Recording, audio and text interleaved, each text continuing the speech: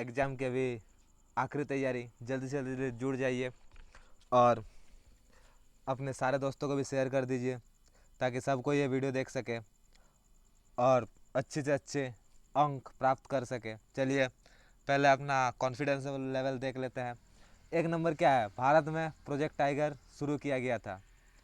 क्या, कब शुरू किया गया था? तो इसका राइट आंसर हो जाएगा 1972-73। कब हुआ था? 1972-73 में प्रोजेक्ट टाइगर लागू किया गया था। चलिए दूसरा, सर्वप्रथम कोशिका की खोज किसने किया?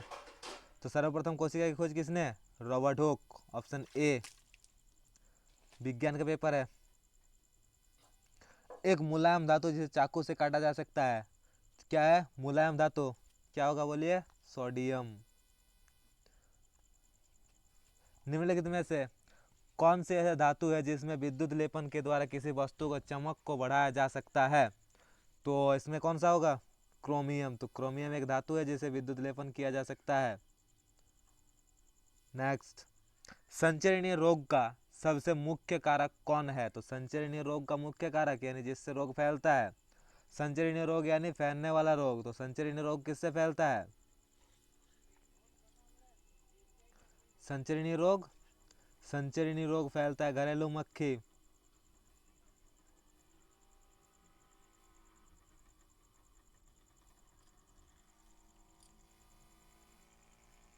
संचरणीय रोग घरेलू मक्खी, option number D.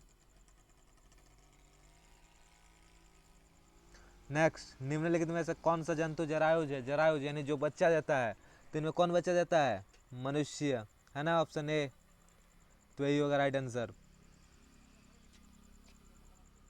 Next question जो है, शुष्क मौसम में बालों में कंघी करने पर वह बिखर जाते हैं, इसके लिए कौन सा बल उत्तरदायी है? कौन सा बल उत्तरदायी है? स्थिर विद्युतीय बल, ऑप्शन नंबर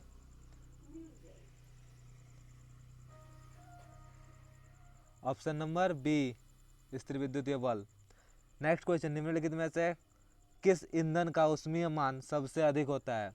तो सबसे अधिक ऊष्मीय मान वाले हाइड्रोजन होते हैं, जिसका ऊष्मीय मान सबसे ज़्यादा होता है, सर्वाधिक ऊष्मीय मान होता है, ऑप्शन नंबर डी। इनमें से कौन सा गुणसूत्र शिशु के लिंग निर्धारण करता है? तो लिंग निर्धारण, शिशु के लिंग निर्धारण दोनों में होता है, XY और XX, इस प्रकार से XY और XX यानी दोनों मिलके ही शिशु का लिंग निर्धारण करता है, ऑप्शन नंबर बी, सी।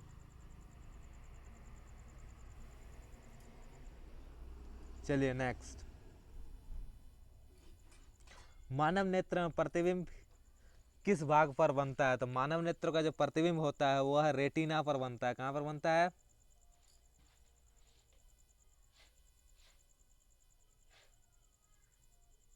वह रेटिना पर बनता है, ऑप्शन नंबर ए। खरीफ फसल का एक उदाहरण, खरीफ फसल यानी जब वर्षा ऋतु में होता है, तो वर्षा ऋतु में क्या होता है? धान, चना, आलू, गेहूं, चना, आलू, धान, क्या होता है? धान। इसका सही जवाब ऑप्शन डी। चलिए नेक्स्ट, सौर परिवार में कितने ग्रह हैं? तो सौर परिवार में अभी कितने हैं? 8। सौर परिवार में अभी 8 ग्रह हैं। 13 नंबर क्वेश्चन, घर्षण हमेशा, तो घर्षण हमेशा क्या होता है? घर्षण से लाभ भी होता है, हानि भी होता है, तो घर्षण में से कुछ मामले में लाभ और कुछ मामले में हानि होता है, ऑप्शन नंबर डी। ठीक है, चलिए अपने साथ मिलाते रहिए सबको, कितना नंबर सही आता है। और चैनल को अगर आप सब्सक्राइब नहीं किए हैं तो सब्सक्राइब करना ना भूलें। इसी तरीके से पूरा एकदम आखिरी तैयारी बहुत ज़बरदस्त होने वाली है, सबको देख ले। कक्षा 8 की आखिरी तैयारी। पैराशूट बनाने में किस धातु का उपयोग होता है? तो पैराशूट अगर बनाएंगे तो पॉलिश नायलॉन धातु का उपयोग करते हैं। कौन सा धातु का? नायलॉन। 15 नंबर, मानव के कानों के लिए श्रवत पारस यानी मानव के कान में कितना ध्वनि आए कि वह सुन सकता है? तो 20 हर्ज से अगर 20,000 हर्ज तक हो तभी मानव सुन सकता है, नहीं तो नहीं सुन सकता है। तो श्रवण पारस कितना है? 20 हर्ज से 20,000 हर्ज तक। इसमें ऑप्शन देखिए 20,000 हर्ज है, यानी अधिकतम अगर पूछा जाता तो हम 20,000 हर्ज करते। ठीक है, चलिए नेक्स्ट, किस यंत्र के उपयोग से भूकंप की तरंग को रिकॉर्ड किया जाता है? तो भूकंप के तरंगों को रिकॉर्ड किसमें किया जाता है? रिक्टर पैमान, ऑप्शन नंबर ए जो कि रिक्टर पैमान है। 17, विश्व तापन का मुख्य कारण है, विश्व तापन यानी जो जिसके कारण आजकल गर्मी बढ़ रही है, तो वह है कार्बन डाइऑक्साइड की मात्रा बढ़ने पर, option number D. Carbon dioxide मात्रा बढ़ेगा, इससे विश्व तापन हो रहा है। संकटापन प्रजाति है, संकटापन प्रजाति मतलब क्या? जो खत्म होने वाला है। तो कौन खत्म होने वाला है? बाघ। जंतु कोशिका में क्या अनुपस्थित होती है? क्या अनुपस्थित होती है जंतु कोशिका में? कोशिका भित्ति। जंतु कोशिका में कोशिका भित्ति नहीं होती है, पादप कोशिका में कोशिका भित्ति होती है, ठीक है, जो सबसे बाहरी परत है। मानव जो जंतु कोशिका होता है उसके सबसे बाहरी परत कोशिका झिल्ली। जल के शुद्धिकरण में किस अधातु का उपयोग होता है? तो जल का अगर शुद्ध करना है तो उसके लिए हम लोग क्लोरीन का प्रयोग करते हैं, ऑप्शन नंबर बी। विश्व में पहले प्रतिजैविक का नाम है, तो विश्व का जो सबसे पहले प्रतिजैविक है वह पेनिसिलिन हुआ था। कब कौन हुआ था? पेनिसिलिन, जिसे अलेक्जेंडर फ्लेमिंग ने बनाया था, पेनिसिलिन। नेक्स्ट, पानी में हाइड्रोजन एवं ऑक्सीजन का अनुपात क्या होता है? तो पानी में हाइड्रोजन एवं ऑक्सीजन का अनुपात H2O, क्या लिखते हैं? H2O यानी ऑक्सीजन का 2 और हाइड्रोजन का 2 और ऑक्सीजन के 1 यानी 2:1, ऑप्शन नंबर ए 2:1। निम्न में से जिस जीव का द्विखंडन द्वारा जनन होता है, तो कौन सा जीव का द्विखंडन द्वारा जनन होता है? Amoeba, option number C. द्रव में दबाव गहराई के बढ़ने से क्या होता है? द्रव का जो दबाव होता है गहराई के बढ़ने से क्या होता है? तो इसे याद रखने के लिए इस तरीके से देखिए, 2 ड्रम लिए हैं, इसमें से दोनों में थोड़ा थोड़ा छेद किया हुआ है यहाँ पर। इसमें अगर हम थोड़ा सा पानी रख लें इस तरीके से,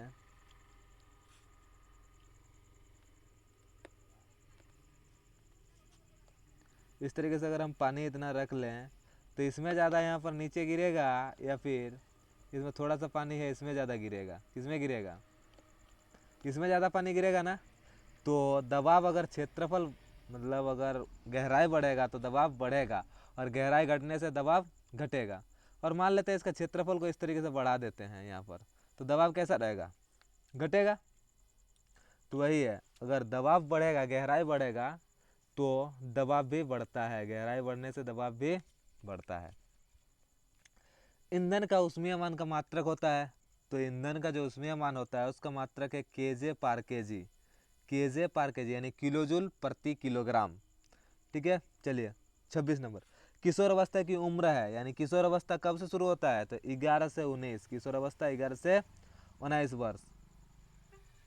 सामान्य नेत्र द्वारा पढ़ने के लिए सर्वाधिक सुविधाजनक दूरी, यानी मानव नेत्र जो है उसमें पढ़ने के लिए सबसे न्यूनतम दूरी कितना है? तो वह है 25 सेंटीमीटर, यानी नॉर्मल डिस्टेंस कितना है? 25 सेंटीमीटर। उससे कम है तो फिर बीमारी है, उससे ज़्यादा भी है तो बीमारी है। फूलों, फलों एवं सब्जियों का बड़ा पैमाने पर उत्पादन कहलाता है। तो फल फूल सब्जी अगर उत्पादन हो रहा है तो उसे हॉर्टिकल्चर कहते हैं। क्या कहते हैं? हॉर्टिकल्चर। 29, किस ग्रह को प्रभात तारा अथवा संध्या तारा कहा जाता है? तो किसे कहा जाता है? संध्या तारा या प्रभात तारा? जो संध्या में उठता है, कौन उठता है? शुक्र ग्रह, ऑप्शन नंबर डी। चलिए 30, किस आकृति के वस्तु पर तरल घर्षण कम होता है? तो तरल में घर्षण करने वाले यानी तरल जो पानी में चलते हैं जो जीव, जो मतलब वस्तु होता है वह तरल में चलता है तो कैसा बना हुआ होता है? यानी तरल मतलब होता है द्रव और गैस दोनों। तो द्रव और गैस में चलने वाले चीज़ जैसे नौका हो गया, एरोप्लेन हो गया, तो वो कैसे बनी होती है? नौका आकार। तो तरल में घर्षण करने वाले वस्तु में अगर घर्षण कम करना हो तो उसे नौका आकार वस्तु लगाते हैं, ठीक है। चलिए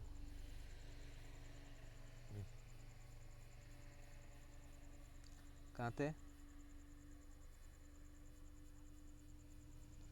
पीछे चल गया।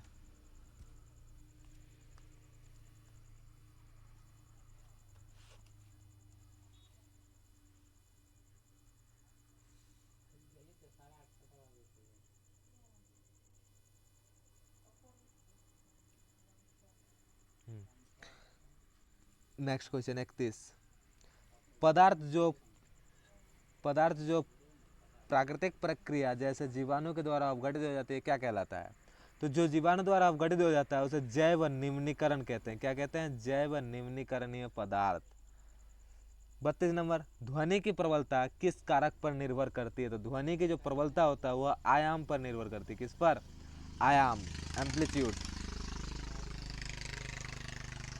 विपरीत आवेश के बीच क्या प्रतिक्रिया होती है? तो विपरीत आवेश यानी प्लस एंड माइनस, तो प्लस माइनस हमेशा आकर्षण करता है। क्या करता है? आकर्षण। Option number A. हरित गृह प्रभाव और विश्व तापन के लिए मुख्य रूप से उत्तरदायी गैस है। तो हरित गृह प्रभाव और विश्व ऊष्मन के लिए कार्बन डाइऑक्साइड भी और मीथेन दोनों। ठीक है, चलिए नेक्स्ट 35। वह पुस्तक जिसमें सभी संकटापन प्रजाति का रिकॉर्ड रखा जाता है कहलाता है? तो जिसमें सभी संकटापन प्रजाति का रिकॉर्ड रखा जाता है उसे हम लोग रेड डाटा बुक कहते हैं। क्या कहते हैं? Red data book. निम्न में कौन सा पदार्थ जीवाश्म ईंधन है? जीवाश्म ईंधन यानी जिसे मिट्टी के नीचे से खोद के निकाला जाता है, जो पहले से दब गया था। तो जीवाश्म जो है वो है कोयला। Option number D. कोशिका में कोशिका द्रव्य के बीच खाली संरचना होती है जिसे कहते हैं? तो कोशिका में कोशिका द्रव्य के बीच खाली संरचना को रिक्तिका कहते हैं। Option number C. कौन सी अधातु कमरे के ताप पर भी वायु के साथ अभिक्रिया करती है? तो अधातु जो कमरे के ताप पर वायु के साथ अभिक्रिया करता है उसे फास्फोरस होता है। तो फास्फोरस यहाँ पर दो है, सफेद और लाल। तो सफेद फास्फोरस जो है वही कमरे के ताप पर अभिक्रिया करता है। किण्वन की प्रक्रिया की खोज किसने किया? तो किण्वन की प्रक्रिया की जो खोज किया उसे लुई पास्चर ने किया। किसने किया? Louis Pasteur. जब चालक विलयन में विद्युत धारा प्रवाहित की जाती है तब विलयन के रंग में परिवर्तन होता है, यह संकेत कहलाता है। तो अगर विलयन में विद्युत धारा प्रवाहित किया जाए तो उसमें उसका रंग बदले चाहे कुछ भी हो तो उसे हम लोग विद्युत धारा का रासायनिक प्रभाव कहते हैं। क्या कहते हैं? विद्युत धारा का रासायनिक प्रभाव। चलिए नेक्स्ट। विश्व में सर्वप्रथम एक भेड़ का क्लोनिंग विकसित किया गया था जिसका नाम था डॉली। जिसका नाम क्या था? डॉली। तरल है, तरल क्या है? तरल द्रव्य और गैस दोनों है, द्रव्य और गैस। Option number B. चलिए नेक्स्ट। विद्युत उपकरण में लगी आग बुझाने के लिए सबसे अच्छा अग्निशामक? तो विद्युत उपकरण में अगर आग लग जाए तो हम लोग पानी से नहीं बुझाते हैं, उसे कार्बन डाइऑक्साइड लगाते हैं। क्या देते हैं? Carbon dioxide. फायर एक्सीडेंटर के अंदर जो भरा रहता है कार्बन डाइऑक्साइड। लड़कों के गले में सामने उभरा हुआ भाग कहलाता है? तो लड़के के गले में जो उभरा हुआ भाग होता है उसे एडम एप्पल या कंठमणि कहते हैं। क्या कहते हैं? एडम एप्पल या कंठमणि। चलिए नेक्स्ट। श्वेत प्रकाश में कितने रंग होते हैं? तो श्वेत प्रकाश जो है यानी सफेद प्रकाश, इसमें 7 रंग होते हैं। कितने? 7 रंग। नेक्स्ट। एक स्थान पर एक ही प्रकार के बड़ी मात्रा में उगाए गए पौधे को क्या कहते हैं? तो एक स्थान पर एक ही प्रकार के बड़े मात्रा में फसल उगाना फसल कहलाता है। क्या कहलाता है? फसल।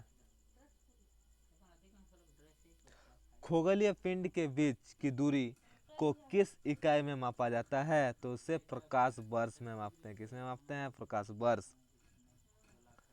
घर्षण चिकनी सतह की अपेक्षा उबड़ खाबड़ सतह में चिकनी सतह में कम होता है और उबड़ खाबड़ सतह में ज्यादा होता है। तो चिकनी सतह की अपेक्षा उबड़ खाबड़ में अधिक। ठीक है, चलिए 29। निम्न में से कौन प्राकृतिक बहुलक है? तो प्राकृतिक बहुलक सेल्यूलोज। Option number B. 50। जो ध्वनि सुनने में अप्रिय लगता है उसे कहते हैं? क्या कहते हैं?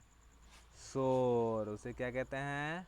शोर। चलिए तैयारी अच्छे से कीजिए, नेक्स्ट वीडियो बहुत जल्द आने वाला है। चलिए तब तक इसे देखिए ज़रूर, साथ ही साथ अपने सारे दोस्तों को भी शेयर कर दीजिए। और अगर आप चैनल को अभी तक सब्सक्राइब नहीं किए तो मेरे चैनल को सब्सक्राइब कर दीजिए